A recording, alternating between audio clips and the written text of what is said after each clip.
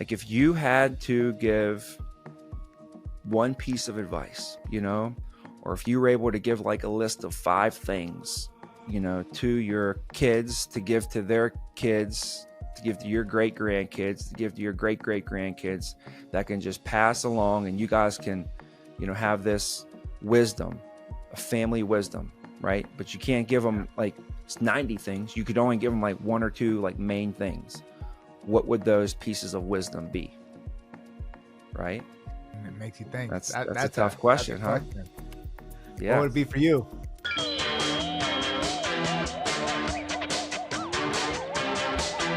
Hey guys, what's up? Welcome back to Insurance Icons. Our last episode with Mr. Tommy Vena, the numbers guy himself, Goodwill Hunting Vena himself.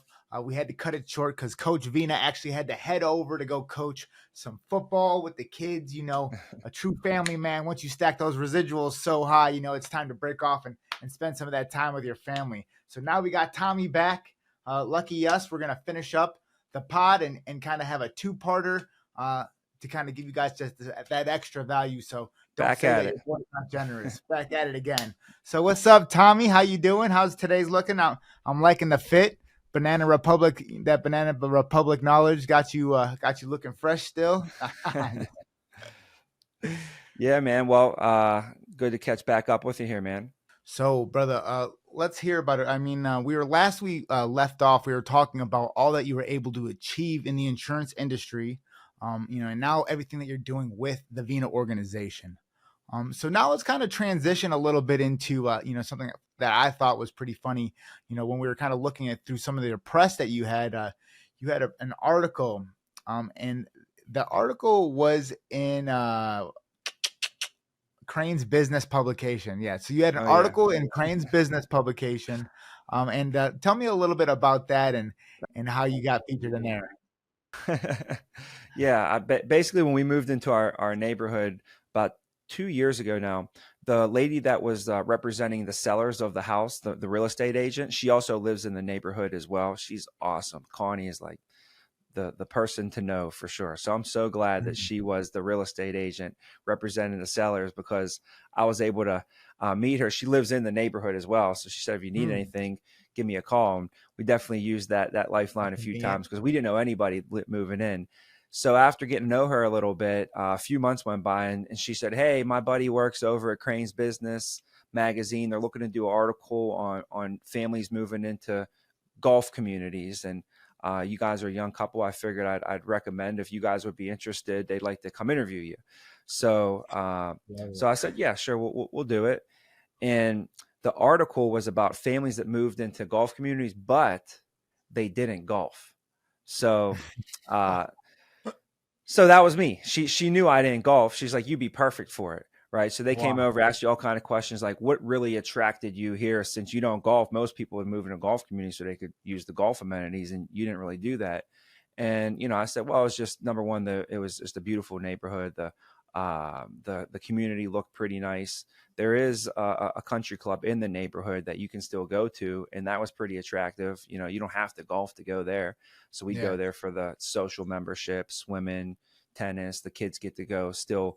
Now we're starting to golf a little bit more, but anyways, yeah, they came over, interviewed us, asked us that. And I thought, like, what the heck? So there's a picture of us on cover of the magazine with, like, I'm actually holding a golf club, and like right underneath it, it says, I don't golf.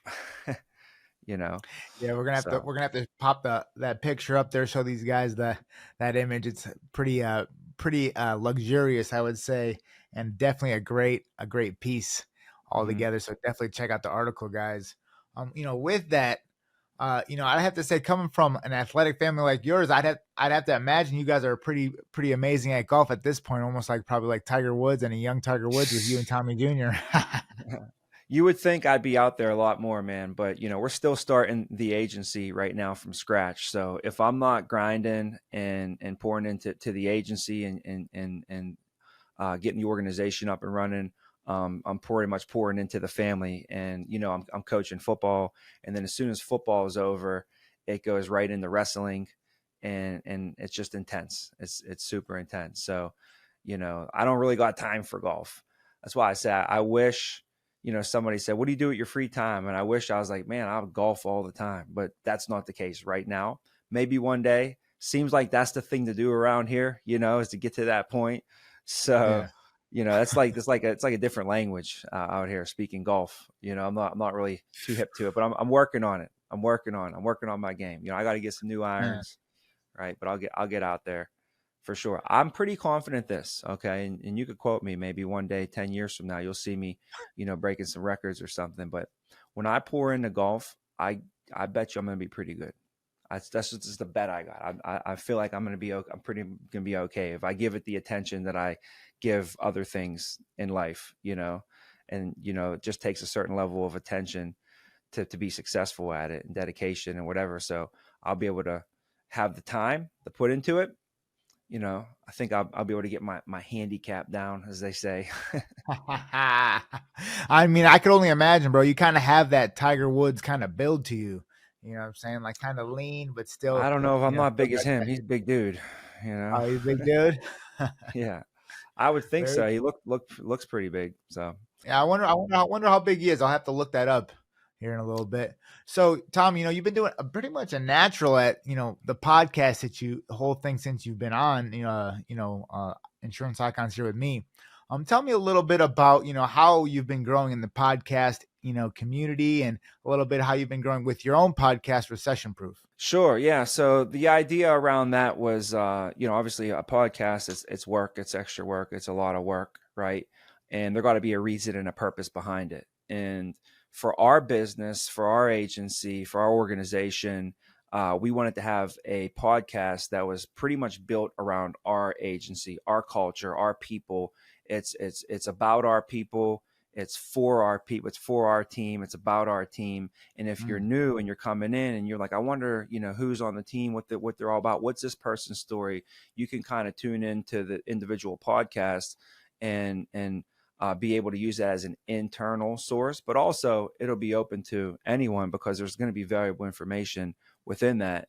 And a lot of the recession proof that we do is going to be more geared towards our company, our team, our agency. And if I could get a special guest, like if we got someone come visiting who is, super successful in the business and with our company, I definitely have them on. Like when we were able to have Roger Smith, the CEO, the ex CEO from American Income Life for 20 some years, he came to visit. We were able to have him on.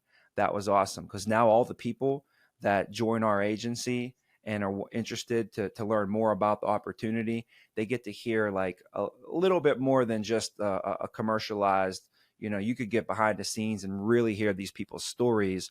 And I think it's awesome because when you put it all together, that's really what you're going to see. What makes the company great is the people. Great companies are made up of great people. And I want to use the recession proof to showcase that, platform that, and talk about the people that they're either A, they're already recession proof, or B, they're on their way to being recession proof.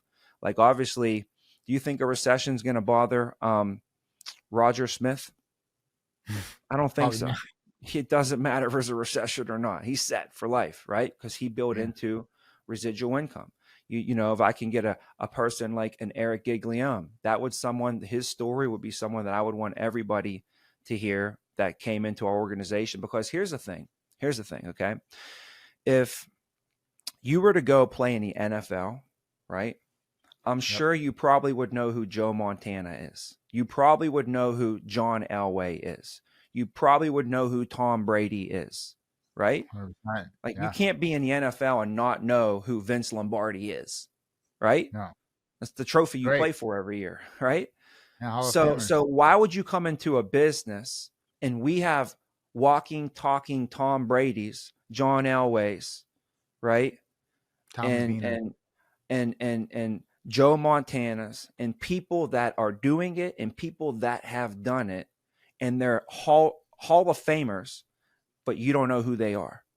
But you know who John Elway is, and you don't play in the NFL. It has nothing to do with your business. So I think if you're going to be engaged into a business, right, and specifically with an organization, with a company, then you want to look back at the history of the Hall of Famers of that company, right? So you can have someone to look up to and have a nice path to walk into, you know? So that's kind of the idea around that, is to put that out there, and, recession proof alone speaks for itself. That's one thing about this industry, specifically our company, I've pretty much seen it to be recession proof, because I started in 2008 during what was happening in 2008, a recession, right? And guess what happened that year? The company grew. And then a few years went by and there wasn't a recession anymore. And the economy was back to good and the economy was growing. And guess what the company did? The company grew. And then a few years went by and then there was another recession in 2020. Obviously, we talked about the recession the other day, how I had to start it during the recession, right? And guess what happened when there was a global pandemic and there was a recession? The company grew. The company grew. Actually had 15 months of record-breaking growth, where they say a lot of companies were trying to survive that era. Our company was able to thrive through it. So some people were just trying to go through it. We were able to grow through it. So that was so being recession proof, I think that's the whole goal, is because you think it's going to be a if or a when the next recession comes. I wonder if there's ever going to be another recession. It's when. And when there is another recession, you got to do things now to prepare for it. You can't go, like when your house catches on fire, you can't go and buy a fire extinguisher after your house catches on fire. Does that make sense? Yeah. When do you get the fire extinguisher? Before. Much before. Hope you never need to use it. But if I ever need to use it, it's there. You can't prepare for a recession like when the recession starts. You got to be preparing now. And one of the best ways to do that is to build residual income. One of the best ways to build residual income. Because when things become, like when it's in times of turmoil, recession is a time of turmoil. Recession is a time of what? Uncertainty, right? Uncertainty. So what's beautiful about our business is during times of uncertainty, people want to go to things that are what? Certain. They want things that are secure. They want things that are for sure. They want things that are guaranteed to be there, right? Because everything else is falling apart. And with us, our whole life, our benefits that we provide to our clients, guaranteed. They're the best. So during those times, specifically the pandemic, life insurance applications grew by over 50% just during that time period, because people wanted to go to get life insurance because there was a pandemic, but also a recession. They wanted certainty, right? So anyways, looking back at the history of the company, you're going to notice anytime there was pretty much a recession, our company still grew. And then anytime the country and the economy was booming, our company was booming. Business was booming. So regardless of how it worked, our company was growing. So building that recession proof. And if I talk about being proactive, I think building residual income is one of the most proactive things you can do, because they say you have right now, currently you have residual bills, right? You have residual bills, don't you? Yeah. What's a residual bill? A bill is where you sign up. A residual effect is where you do something once and it continues to pay over and over and over for it. It continues to happen. You do it once and it'll happen over and over. So when you went and signed up for your cell phone bill, right? You went to AT&T. How many times did you sign up for your AT&T bill? One time. And then from that point forward, residually now, every month, you got a residual what? Bill. You got a residual bill. How many residual bills did you sign up for? Right? 500 probably. Nothing. Some people got kids. Talk about a residual bill. That's a bill that just keeps happening over and over and over. Some people didn't even sign up for that one. So at the end of the day, if you have residual bills, check this out. You also have what? Residual meals that you need to pay for, right? Yeah. Yes, sir. Last time I checked, you have to eat pretty much every day unless you're on a major fast. So you got residual meals. Like I could bet probably what you're going to be doing right around, 12, between 11 and 1 o'clock, right around 12 o'clock on, let's say, next year in May 22nd. I Yeah. bet you're probably going to be wanting to eat something around lunchtime on that day. I'm not a betting man, but if I was going to bet 2024 May 22nd, Probably. May 20, you're probably going to be eating something. Yeah. So Good job. so is that going to be a surprise to you that 5 years from now around dinner time you're going to be hungry? No, not No. So if you know that that's going to happen, and you have residual meals that you're going to need to pay for the rest of your life, we need to build something that would actually pay for that. You need residual income to pay for your residual bills and to make sure you can pay for your residual meals. Yep. Does that make sense? That's Yep, you need called more. being proactive. Yeah. Being proactive is something's going to happen and you do something about it beforehand, before it happens. So you handle it. Reactive is when you do something after it happens, right? And a lot of times that's called being a firefighter versus being a fire starter. See, when you're reactive to something, reactive is what? You're a firefighter. All week long, your whole entire life, you're just reacting to stuff, like just putting out fires left and right? Ooh. A fire starter is proactive. A fire starter is the one that's proactive, knows what's going on. They're out there, lighting themselves on fire so they can set other people on fire, right? Like Bernard Rappaport would say.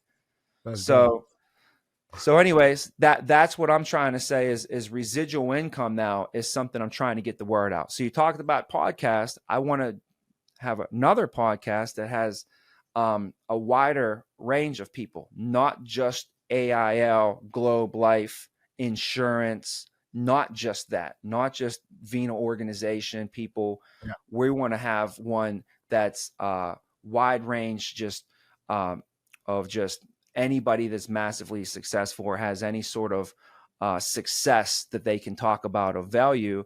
And we're looking to cause a residual effect. See, there's also things where I could tell you something one time, and for the rest of your life, it's going to have a residual effect on you forever and ever and ever. Right? So that's the point. Most things you say. That's the point of the residual effect. We want to get people on there that, like, if you had some knowledge that would just be timeless, time-tested knowledge that you can give, like, that's what the residual effect is going to be. Interviewing people, obviously getting their stories, getting to know them a little bit, because sometimes the knowledge that someone drops doesn't carry much value if you don't have open ears to what they're saying, because you don't believe that they have any level of success. So like, I've had people talk before and deliver great messages to my team, and I felt like it went one ear and out the other because it was my fault. I didn't properly build it up. So then I learned, I said, next time I do this, I'm going to build the person up. And I built them up and let them know, like, listen, this person made $1 million before they were 25 years old. They're currently like the top person in the company. They won this many awards. This is their house. This is their lifestyle. This is what they're all about. Now, do you want to hear what they got to say? And everybody's like, I'm all ears, versus, hey, we got Johnny. Listen to what he got to say. Okay, they might take some notes. They might not. Right. And here's the cool thing is when I want you guys, this is something, bro, that anytime you have an opportunity to hear someone speak that was successful, you want to take advantage of it. Because, if you have someone that's been with this company for 15 years, 20 years of experience, right? And they've been through it all, and they've had massive success as well. And you get to meet with them for a half hour or an hour, and they basically take 20 years, condense it down, and give it to you in an hour. Think about the value in that. In order for you to get that wisdom that they're giving you, guess what you'd have to do? You'd have to be here for 20 years. You'd have to sit in all the meetings they sat in, go through all the successes, all the failures that they've had in order to get that sort of wisdom. So instead of going 20 years, let's just take the next hour and focus and pay attention, because they're going to give us all the wisdom and knowledge that they gained in 20 years in an hour. So that's how you want to look at that type of stuff when you get opportunities to look at, like, oh, I'm going to spend an hour. Yeah, you might invest an hour, but you're getting 20 years and millions of dollars of information, right? Yeah, that's powerful.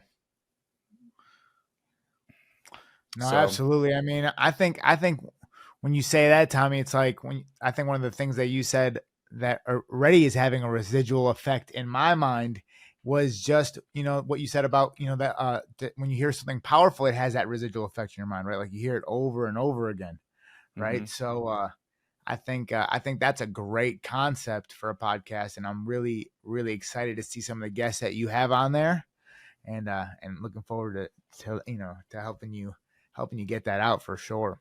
Yeah, yeah.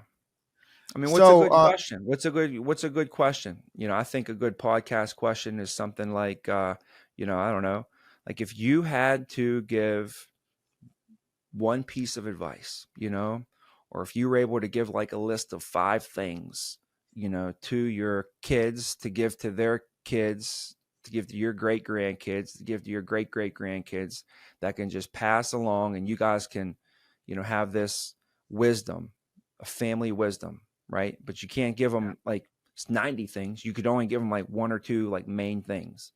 What would those pieces of wisdom be, right? it makes you think. That's a That's tough a question, huh? question.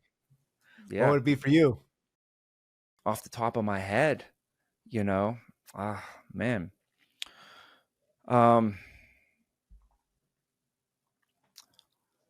I don't know, man. I would tell them, here's the thing, like you want to prepare somebody for something, and the only way to really prepare them for it is for them to go through it, right? Yeah. So knowing that, like, for them to go through greatness, they're going to have to go through the struggle to build it. Like, in order to build the muscle to carry your dreams, you're going to have to go through the pain of building the muscle. So no pain, no gain, right? And uh I'd want them to know the story of our family and how we got to this country. Mm, And yep. I'd want them to have a great appreciation for the opportunity of being in the United States of America. And when we came to this country, I say my nana came over on a boat from Italy to do an arranged marriage to marry a man she never met before. And she came over with 2 suitcases on a boat, Ellis Island, right? Gee. In those 2 suitcases, here's what she brought. In one suitcase, she had her recipes to make tomato sauce. So she had the spaghetti sauce recipes in one suitcase. And in the other suitcase, she brought her work ethic. So that's all we came to this country with, was freaking work ethic Tomato paste. and tomato recipes. We could grow a tomato, make up some mean sauce. That's all we had. And she didn't speak the language. She speak no English, you know? Yeah. So I That's want funny. them to know that, so they have an appreciation for it, and know that anything that you want is on the other side of the door of hard work and dedication and sacrifice, and nothing easy is worth it. So don't look for the easy path, and make sure you continue to weed the garden and keep yourself surrounded by good people. And I'd rather you be by yourself than with 5 hooligans. Okay. Just you and God is way better than you and 5 knuckleheads. So break yourself off, go be by yourself if you need to be, okay, until you could find somebody good to hang out with. And that's, like I talked about before, how my parents put me into a Catholic grade school instead of sending me to the public school. And they learned that early. I don't know if my dad knew that or if he just, or what, but he had some wisdom to put me into a good school.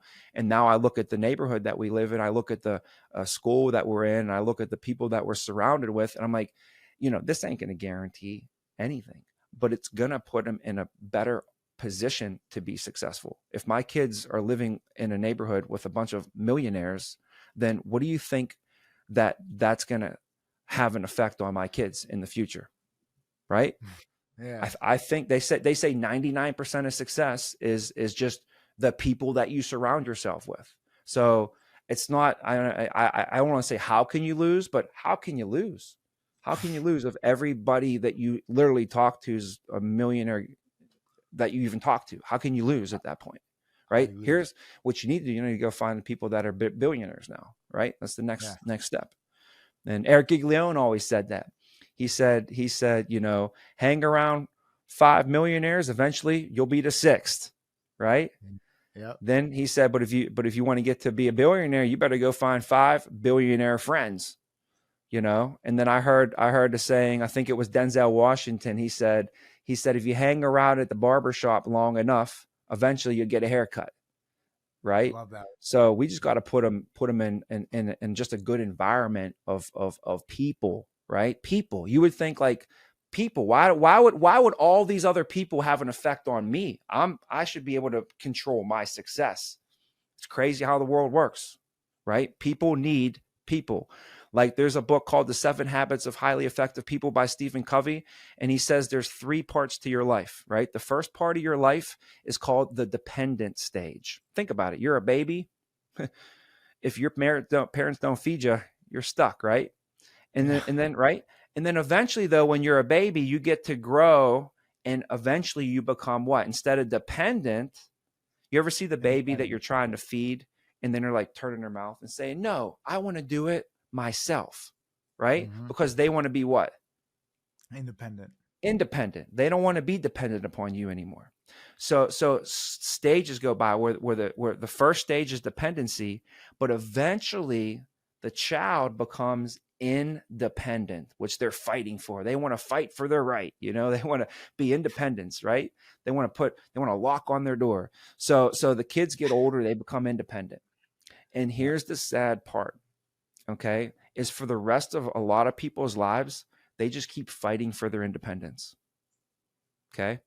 And they don't realize that the true success is not being independent, but the true success is when you're interdependent. And a lot of people never make it to that stage because they don't have a paradigm shift, because they look at it through these eyes of, I got to take care of me. When I wake up, it's me, all about me.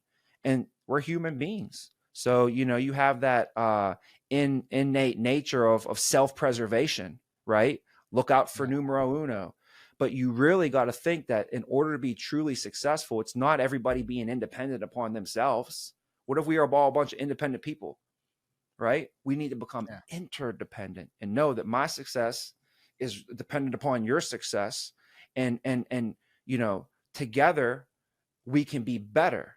It's like when you take those 2 horses and you got one horse that can pull like, I don't know, 4 tons, right? If you got them on a thing, can pull 4 tons, big, strong horse. Then you take another horse that can pull 4 tons, but you stick the 2 horses together, you think they'd be able to pull 8 tons. They could pull 20 tons, 5 times the amount that they can pull on their own together, right? So that's the idea of interdependence. And I think, that's what you really got to, I want to teach my kids that, obviously, is that type of stuff, those sort of lessons. I want them to be financially healthy and wealthy. So I'd like them to know all the information that they can know about health and wealth. Because what is it to be wealthy if you don't got your health, right? Wouldn't that suck?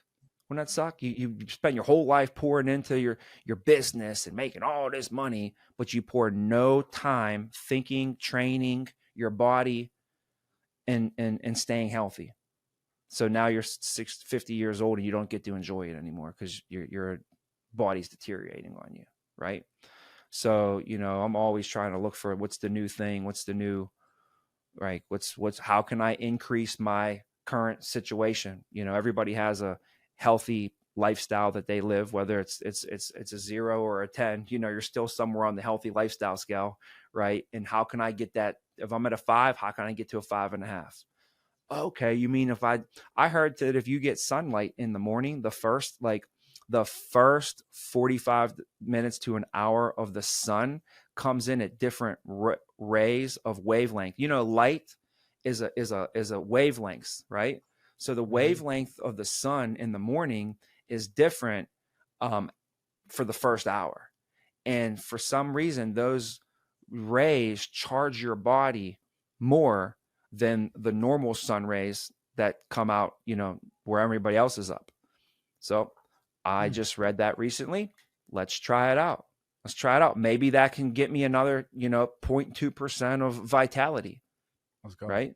They say grounding, right? So, should be I've been walking in. around with no shoes on in the grass, trying Yeah. to get your feet into the ground, the beach, the lakes, the natural waters, like stuff like that.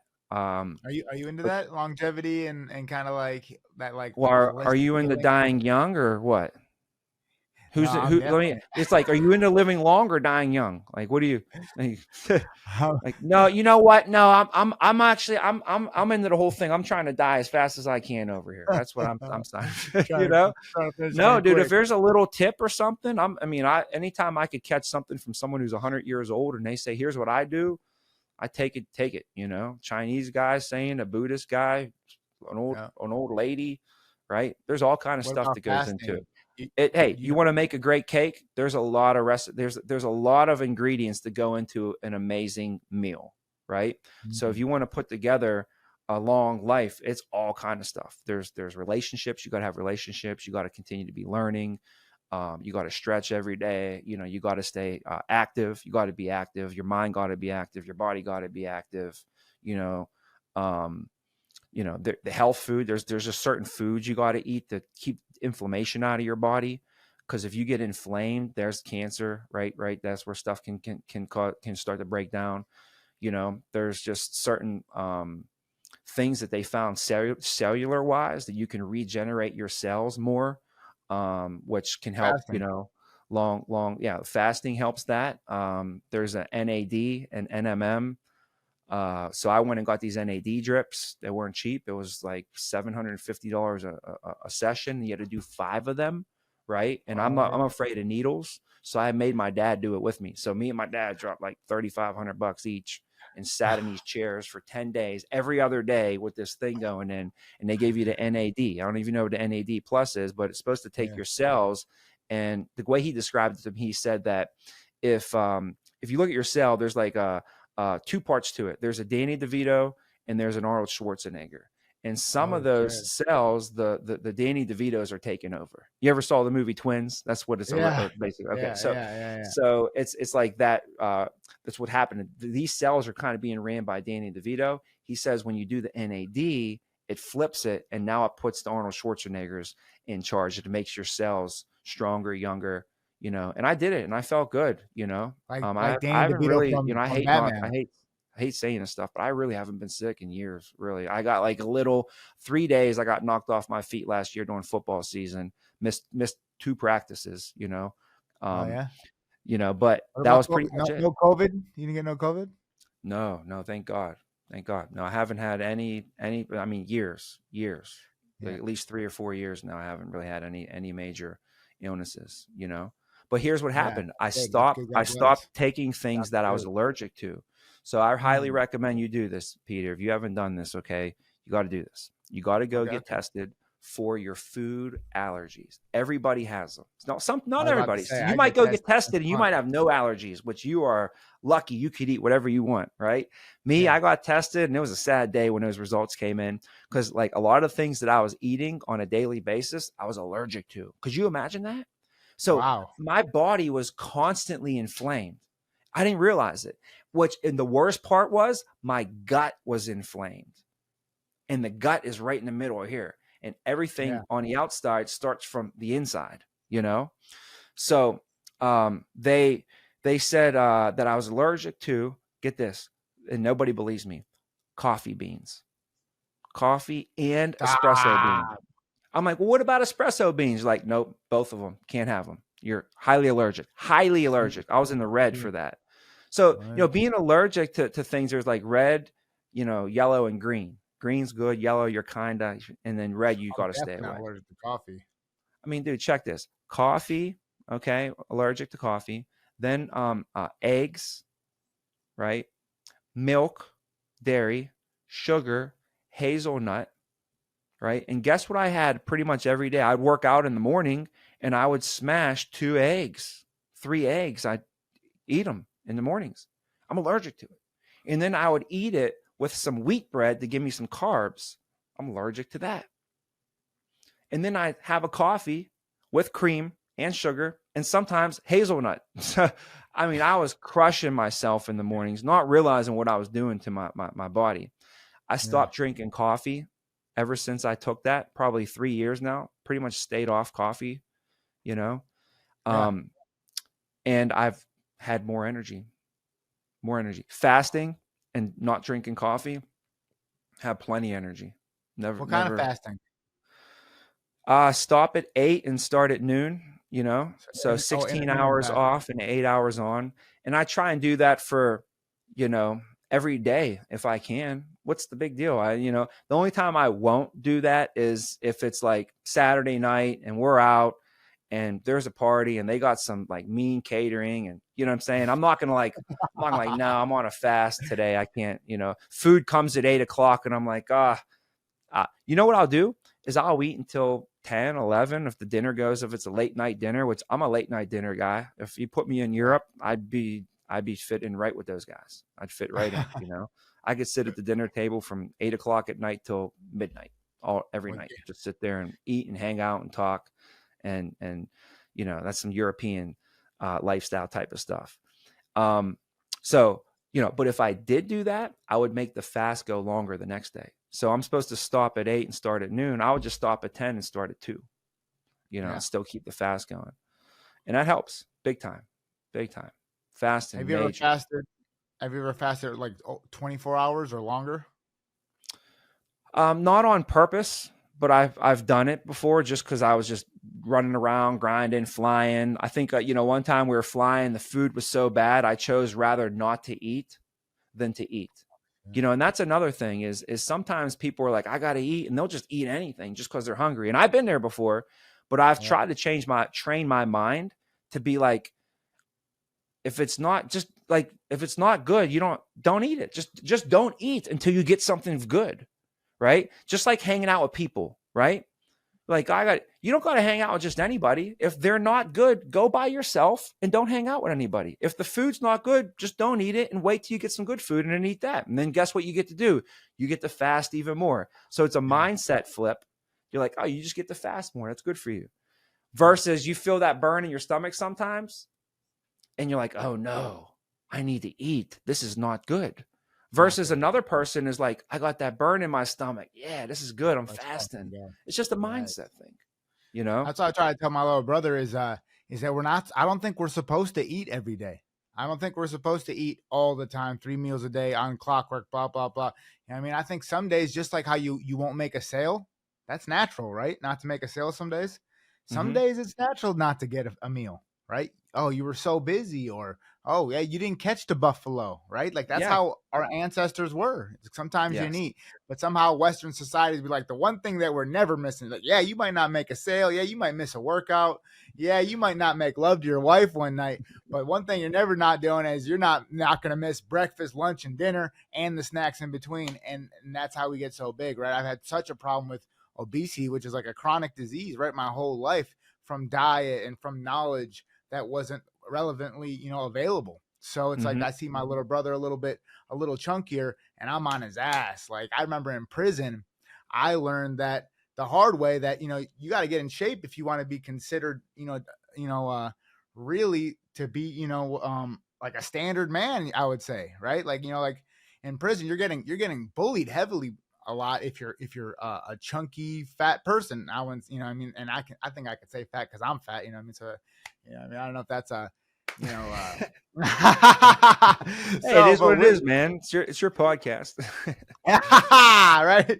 But with that, I used to, I kind of stay on my brother. I remember how much that would help me in prison when, even though a guy would be bullying me, I still hear it's a residual effect that I still hear is one of this guy, Scott. I forget his last name. I wouldn't say even if I did remember it. But he told me one time, he's like, man, I lost a bunch of weight in prison, then I gained some weight, right? And he's like, man, look at you, bro, you're gaining weight. Look, you got tits again. right? You know what I mean? And I remember, and he smacked him. And I remember I was like, holy fuck. Like, Scott is not smacking my tits in prison again. Like, the guys seeing it, they're like, you just let him smack your tits, you didn't fight him. I was like, man, Scott's my boy. He's like, not anymore. Smacked your tits in front of all the guys. Now that's your mortal enemy. You gotta fight him. And I'm like, oh fuck.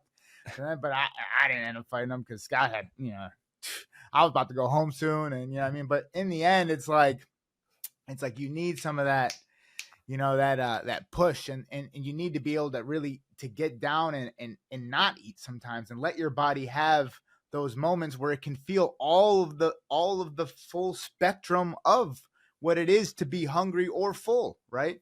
If it's always full, then it's dangerous for the stomach, right? It's Mm-hmm. dangerous because you just have that old food that just piles on and piles on. You never get to cleanse it out. It's like sometimes you want to, it's almost like letting the gas empty out in your gas tank to try and get some new gas in there instead of just Mm-hmm. letting old sludge kind of build up in there, right? Yeah. Or Yeah. whatever it may be. So I think I'm real big in the fasting. I think one day about 10 years ago I did a 60-day fast where I only drank juice. Oh, And then recently on this recent weight loss journey, I did like a week long fast to kind of get like kind of get that momentum started. okay. But Yeah.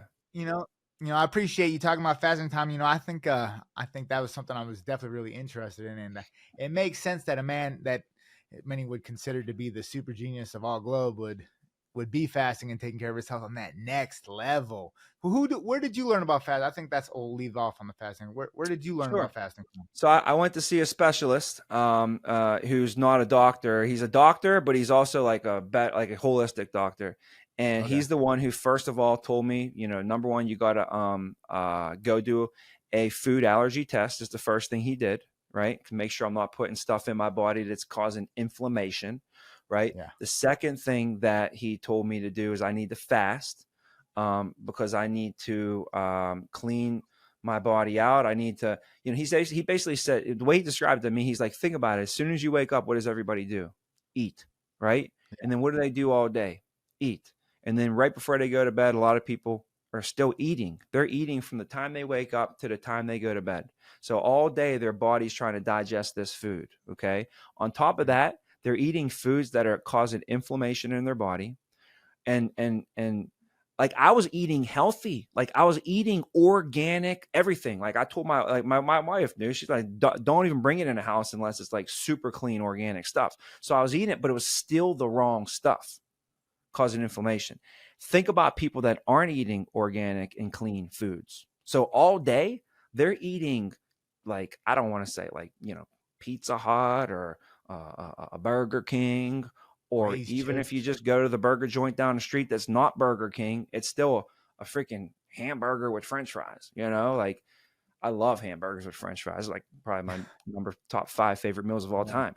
So if you think about it, people are just eating from sun up till sundown, and a lot of times they're eating things that aren't the cleanest. So their body has to digest that food and pull the nutrients out, but keep the bad stuff out. That's a lot of work, especially when there's a lot of bad stuff. Now, if you're eating clean, your body's not working as hard to pull the nutrients out. Does that make sense? So if Yeah. you're eating a lot of food, your body's working super hard to digest it. Number two, you're eating a lot of bad food. So now it's working super hard and super hard again to get that out of there all day long. Then you finally go to sleep and it finally gets a break, right? No, it doesn't get a break, because now while you're sleeping, it has to digest all that food that you ate all day long. And then finally, when it might get a second to relax, when your digestive system gets 1 second to relax, you wake up and you're pouring coffee right down your throat again, right? Yep. So, Trying to um, digest food so there's probably. no break. There's no break, and that's why people age, because their organs are working longer and harder, right? Yeah. So 50 years went by, but the thing's been working like you've been working like 80 years because you're working overtime. You know what I'm saying? You can't Yep. keep your digestive system working overtime. So that's the mindset and thought process on the fasting.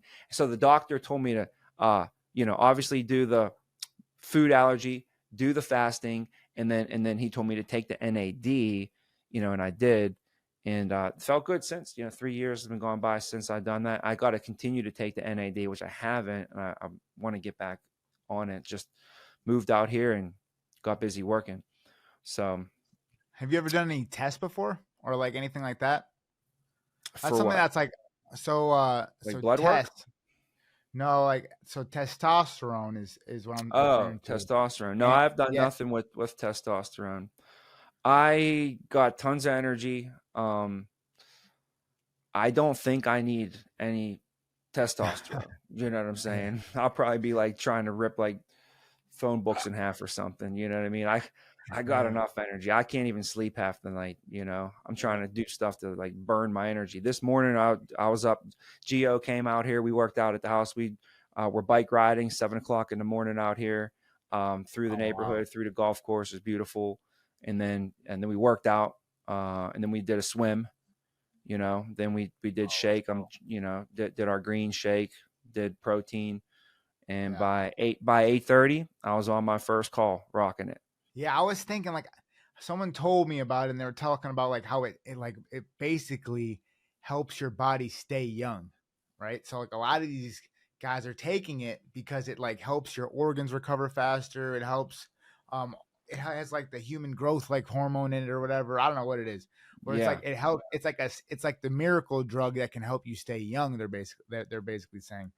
But that's what I say too, is like, it's kind there's of that hard to take when you're HGH. People have taken it, and it scares me because they take it. Some people, I guess, they said they took too much of it, and it made their organs grow like faster than they should have grown, or something like that in their Ooh, body. People's like which getting organ? I enlarged, may be interested in like that, enlarged depending on. livers and things like that. Oh no, not But that yeah, one. I don't know if that's how true that is. I just get scared taking anything that's experimental. Yeah, So yeah, I I get it. don't I take was. anything. I don't like to get shots. I don't like to take pills. I definitely didn't get COVID shots. You know what I'm saying? I Definitely didn't cannot get get that shit. No way. that. Yeah. What about your kids? You guys vaccine your kids? Is that? Man, they told us to go to school that he had to get this freaking vaccine, so we got it. So Oh whatever they make them man. get, we make them get, pretty much. Yeah, yeah, yeah. But besides that, yeah, because No, I I'm was not. I'm talking not. I'm to. not going to get all kind of extra shots put into my kids. I'll tell you that much. No way. Yeah, right. Because I was talking to one of Marcus's like I was at this like event, right, and Marcus had his he had like his like his holistic doctor there. I don't know what it was, but some Yeah. type of doctor there, right? And at the end, I was talking to her. It was his like immune system coach. That's what she was, I think. And like she helped him with his like his diet and stuff for his immune system. And I was talking to her at the end, and she was like about some issue about some of my kids' immune system issues that they've been having. And she's like, yeah, it's all about the vaccines. Like, I'm really, I really think it has to do with like the vaccines the kids are getting or whatever it may be like that. And so I don't know anything about that, but I know that I know I'm definitely not in a rush to do any, like you said, Yeah. put a bunch of random shots in my kids either. Mm-mm. So just because someone on TV said to do it. So yeah, definitely pretty crazy times we live in. So Tommy, let's get into a little bit of a rapid fire round. I'm gonna ask you a couple questions, and if you could just have like some relatively quick, 30 seconds or less responses, we can kind of engage into that. So first question, the rapid fire round. What's your favorite basketball team and player? Oh, the Seattle Supersonics, Sean Kemp. Okay, most That would throw a memorable. lot of. That's going to throw a lot of people off. Okay, okay. Who do you think that they would have thought? I have no clue. I mean, Jordan, I right? mean, Everyone says Jordan. yeah, So everybody would say yeah, Jordan. I'm in Chicago. He probably should say the Bulls say Jordan. You know what I'm yeah, saying? Which I loved all that, but yeah. for some reason, man, I had the Sean Kemp Supersonics. That was my What team. was it Love. about Sean Kemp? What was it about the Supersonics? Take me back. Did you have the whole starter blazer, the whole starter Oh, jacket, and everything? Or oh yeah, yeah. He had some shoes. He had some sweet shoes. I think they were called the Kamikazes. So I had those. Those are my hoop shoes. But their coach, They had Detlef Shrimp. They had Gary Payton. They had Sam Perkins. They had the squad, man. And then obviously Sean Kemp could just cram on anybody. He was a beast. He was a beast for sure. I still think he might be. Somebody asked me the other day, like, who's the best slam dunker? Like, who's the best slam dunker of all time, right? And Okay. I hesitated and I said, probably Vince Carter, because Vince Carter was tough to beat, you know. And then they're like, well, how about Kobe? And I'm like, yeah, Kobe put it down, but I completely forgot about Sean Kemp. I think you got to pull up some videos and watch Sean Kemp get down. Yeah, that's why he was my favorite player. Let's go. Let's go. We'll definitely have to have a little highlight over that, some of that audio. Now So go ahead and next, ask me who my favorite baseball player was. all right, all right. Who was it? All right. It was Ken Griffey Jr. from the Seattle Supersonics. So for me, I don't know what it was, but like for some reason during that era, that was like the two teams and the two guys I liked the most, and they were just happened to be in Seattle, you know. Now my You second got favorite baseball player is Frank Thomas. So number one was Ken Griffey Jr., number two is Frank Thomas. And the cool thing is when we moved into our neighborhood, they're like, Frank Thomas lives in your neighborhood. So he lives right around the street over here. We see him at the stop. country club sometimes.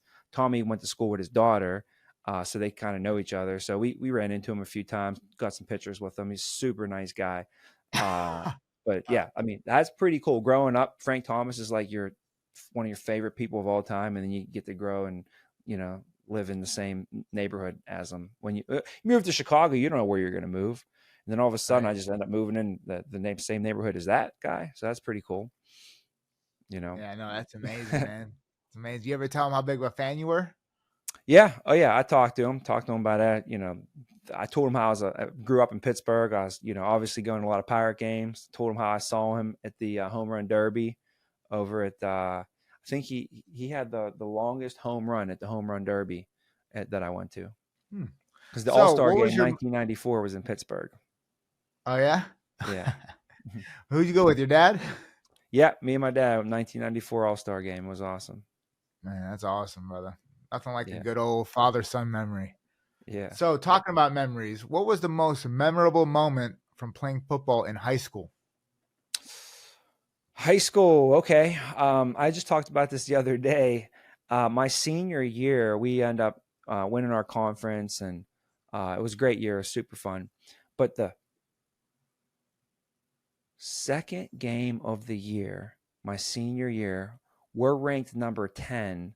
This team that's coming into our house was named Farrell. They were ranked number 2 in the state. Right? Hmm. So it's a big game. Like, we got number 2 team coming in. We got to show up. It's going to be a battle. So it comes down to a battle. And it ended up we were winning 13-7, right?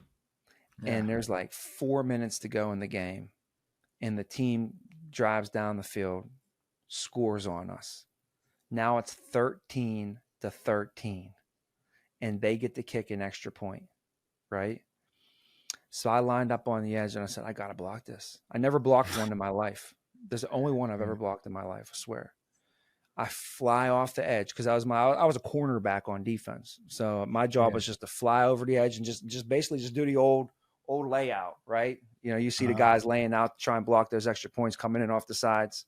So I was just coming off the edge super hot, and I laid out, and I still can't believe it happened. I blocked the extra point and kept the game tied 13-13 with 4 minutes to go. So huge. We get the ball back, drive down the field a little bit. There's no time left on the clock. I mean, no time left on the clock. We got a chance for like one more play. We're on like the 10-yard line or something, right? Yeah. And, you know, we can't kick it. We're maybe on like the 15, you know, definitely we weren't going to kick it. So coach ends up calling pass play, corner route. So you head on down, and instead of hitting the post towards the center, you hit out to the corner of the end zone. Yeah. And I hit the corner, and I turned and I looked up, man, and the ball just came right down, right into my hands. Two guys dove on top of me. I remember like a movie, like I was laying on my back and I looked up and the ref was standing right above me. And it was like perfect. The lights from the like the things were shining down, and he goes like Yeah. this, shh, you know. He Gotcha.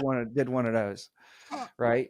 And that was probably the best feeling, was winning, making the game winning catch against the number 2 team in the state, Let's and go. from that point forward, that set off our season. We knew that we could play with the best of them, and we had a great year. Yeah. So that was fun. So talking about best, you said best feeling. Let's go. Let's piggyback right into what was the best advice you've ever received in your life? Oh man, I got so much advice. My dad probably gave me just so much. I could just probably rip off a bunch of things, but putting financially where I'm at, I think the best advice was to get into a career that builds residual income. He said, you're going to pour your heart into whatever you do. you know you're going to work hard, you're going to give it a lot of time, a lot of energy, a lot of your emotion, you're going to pour into something, right? And instead of pouring into someone else's business and just building someone else's business for them, you need to build residual income. So as you know, I was going to be a real estate agent. He stopped me dead in my tracks. I'm so glad he did.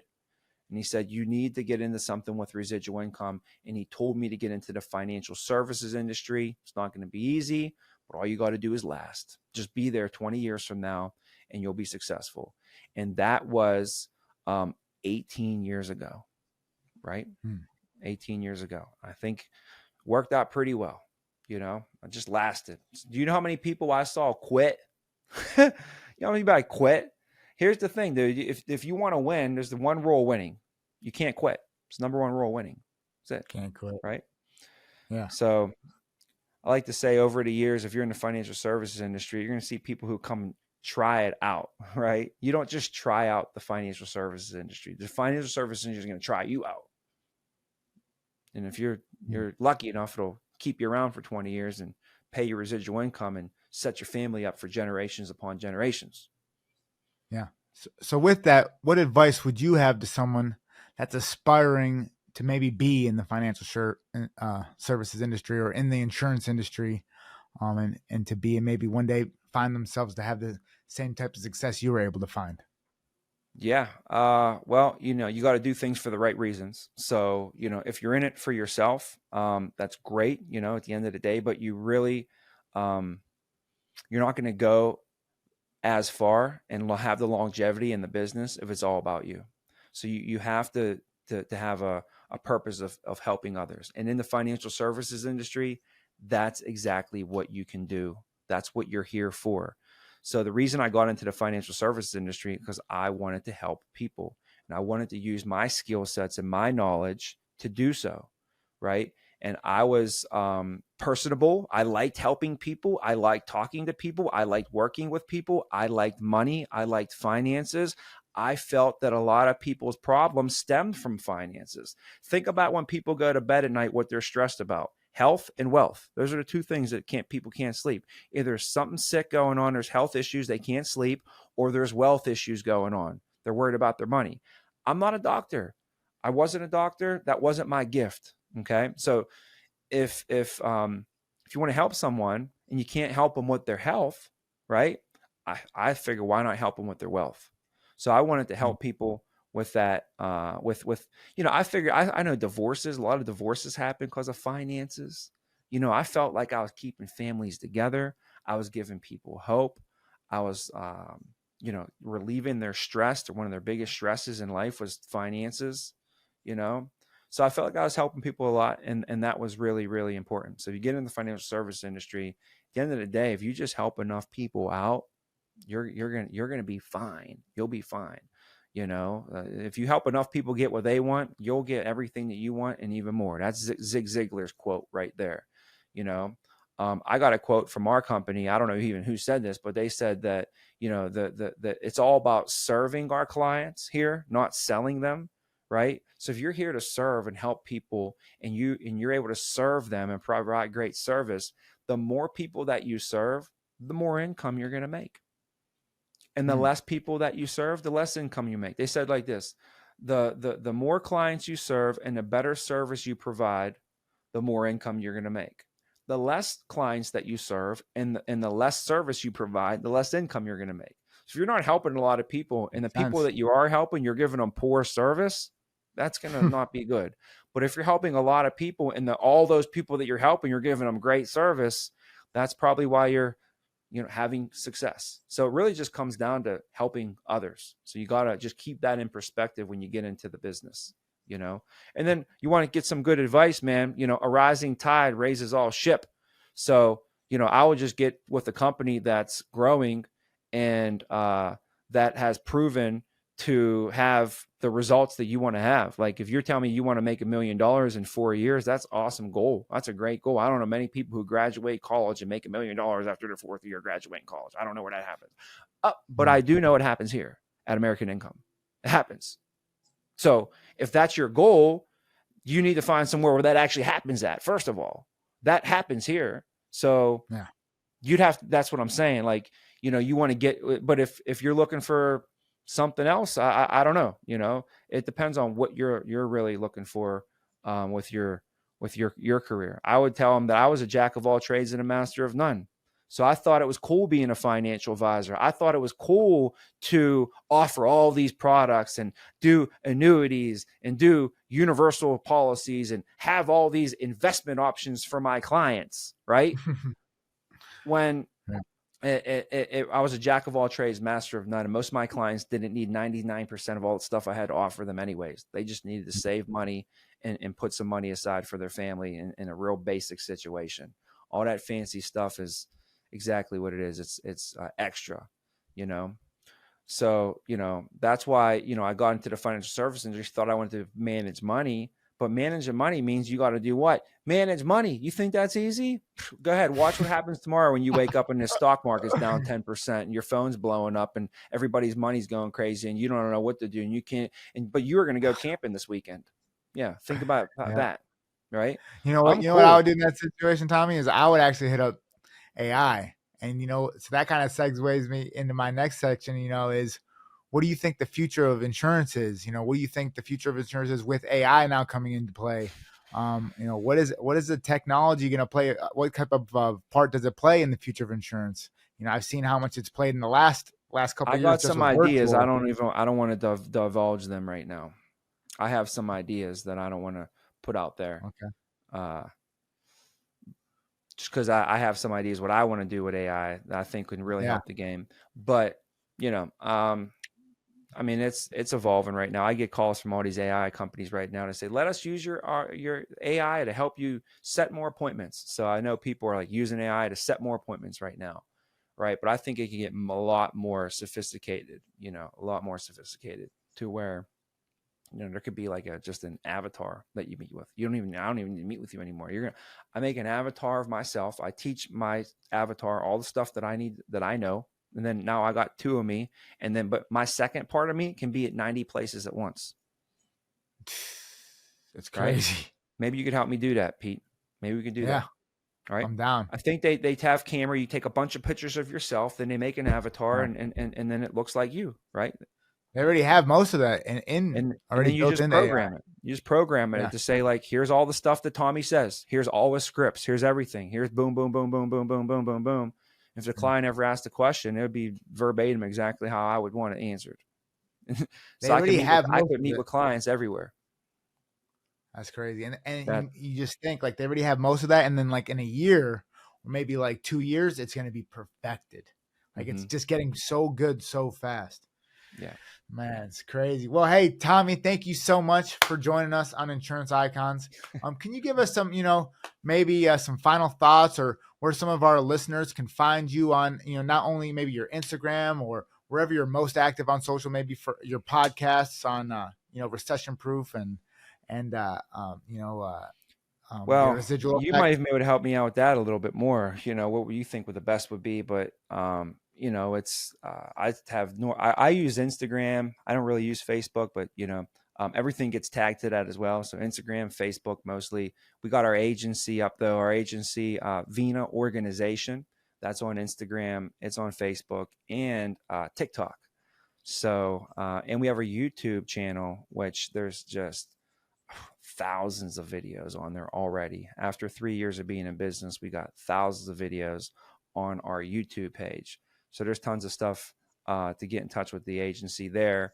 But as far as the Recession Proof podcast, that's the agency's podcast. And then, the other one is going to be Residual Effect. And that's going to be with a broader audience. So, I guess we're going to put that on all the stuff that you put that on. What do you put a podcast on? Like Spotify, Apple, you make a YouTube Exactly. page for it. We're probably gonna have to make an Instagram for it, right? The Recession Proof Instagram page. We're gonna have to have all Yes, that sir.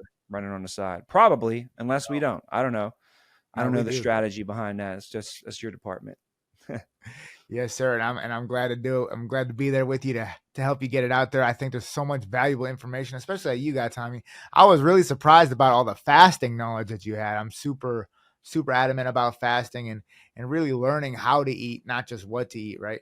So but yeah, it was great having you on. Super excited to see what you got next and to be a part of it. Appreciate you. All right, brother. Thanks, man. Have a good one today.